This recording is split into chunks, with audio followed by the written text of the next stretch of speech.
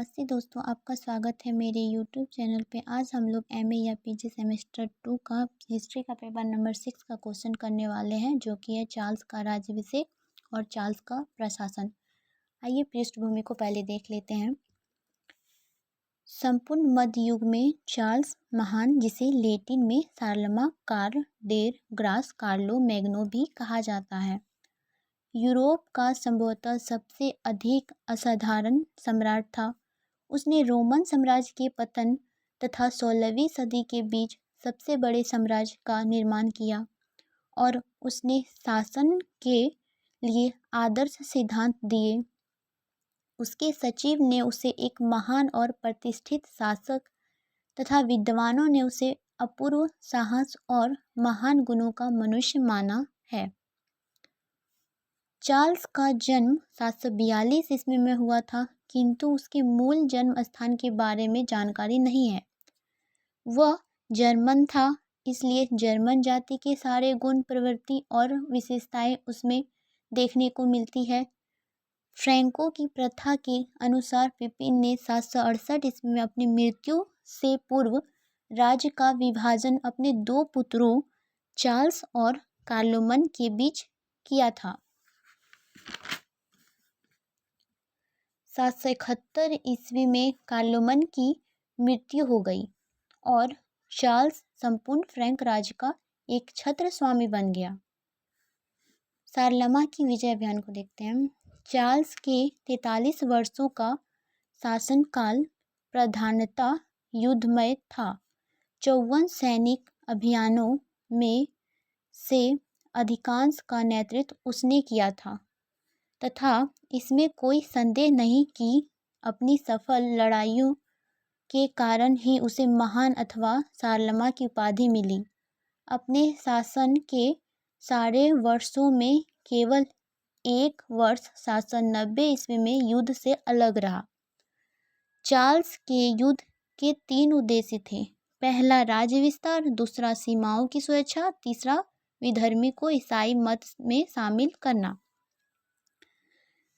कायदे से देखा जाए तो चार्ल्स की विदेश नीति के 2 मुख्य उद्देश्य थे, क्षेत्रीय विस्तार और ईसाई मत का प्रसार। इन दोनों उद्देश्यों की पूर्ति में उसे असाधारण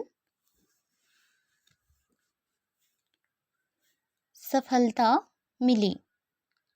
वह बर्बर युग में भी एक संगठित साम्राज्य का शासन करने और ईसाई धर्म को फैलाने में समर्थ हुआ। शार्लमा ने निम्नलिखित प्रदेशों पर विजय पाई। उसमें से 2 ठो देख लेते हैं, 2-3।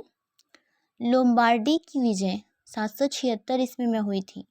शार्लमा ने शासन के शुरुआत में लोम्बार्डी के शासक डेसिडेरियस की पुत्री से विवाह किया था तथा विवाह के 1 वर्ष के उपरांत ही अपनी पत्नी को तलाक दे दिया। पोप ने इस विवाह का विरोध किया था, फलत डेसिडेरियस ने युद्ध की घोषणा कर दी। वर्ष तक चलते चलते इस युद्ध में शार्लमा लोम्बार्डी को बुरी तरह से हरा दिया, मतलब रोन दिया, हरा दिया, सब एक ही होता है। दूसरा, बेवरिया की विजय जो कि 788 ईस्वी में हुई थी। सैद्धांतिक रूप से बेवरिया बहुत दिनों तक फ्रैंक सम्राट के अधीन था। बेवरिया चर्च को भी रोमन चर्च के अंतर्गत स्वायत्तता प्राप्त थी। अतः एक और चार्ल्स एवं पोप बेवरिया पर अपना पूर्ण नियंत्रण स्थापित करना चाहते थे, तो दूसरी ओर ड्यूक तासील पूर्ण स्वतंत्रता की कामना करता था। चार्ल्स ने बेवरिया पर आक्रमण कर तासील को पराजित किया तथा बेवरिया को फ्रैंक साम्राज्य में मिला लिया। सैक्सों की विजय चार्ल्स की सबसे अधिक भयंकर लड़ाई सैक्सोनों के साथ हुई। जर्मन जाति में सैक्सन के साथ हुई। जर्मन जाति में सैक्सन लोग ही अभी तक पूर्ण असंभव और ईसाई धर्म के विरोधी थे। वे फ्रैंक प्रदेशों पर हमला कर गिरजाघरों को जलाते और पादरियों की हत्या करते थे। शारलमान ने 775 ईस्वी में चर्च के सहयोग से सैक्सोनी पर आक्रमण किया। इसी में दूसरा देखते हैं। सैक्सनों को फ्रांक राज्य का अंग बनाने में पूरे 30 वर्ष लग गए। चार्ल्स ने वहाँ के पुराने देवताओं के स्थानों को धूमिल कर दिया, उनके मंदिर को भी नष्ट कर दिया और मूर्तियों को तोड़ डाला। एक दिन में 45,000 नागरिकों का वध कर डाला। उसके इन कठोर कार्यों से सैक्सनों लोग बहुत ही आतंकित हुए। उन्होंने ईसाई धर्म स्वीकार कर लिया तथा शारलमा की अधीनता स्वीकार कर ली। सैक्सोनी की विजय शारलमा की महान राजनीतिक और सांस्कृतिक विजय मानी जाती है। शारलमा के विजय अभियान का महत्व को भी देखते हैं।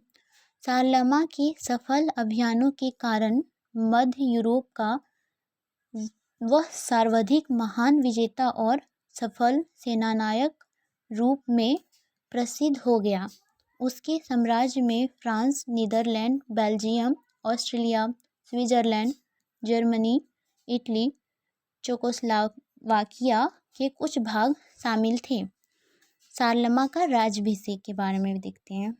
राज्याभिषेक पर्व शारलमा फ्रांको तथा लोम्बार्डी का राजा मात्र था।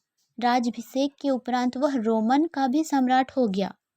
अब वह जहाँ पश्चिम रोम साम्राज्य का सम्राट था, वहीं वह पूर्वी रोम साम्राज्य का मित्र था। आज का टॉपिक इतना ही था। मिलते हैं अगले टॉपिक में।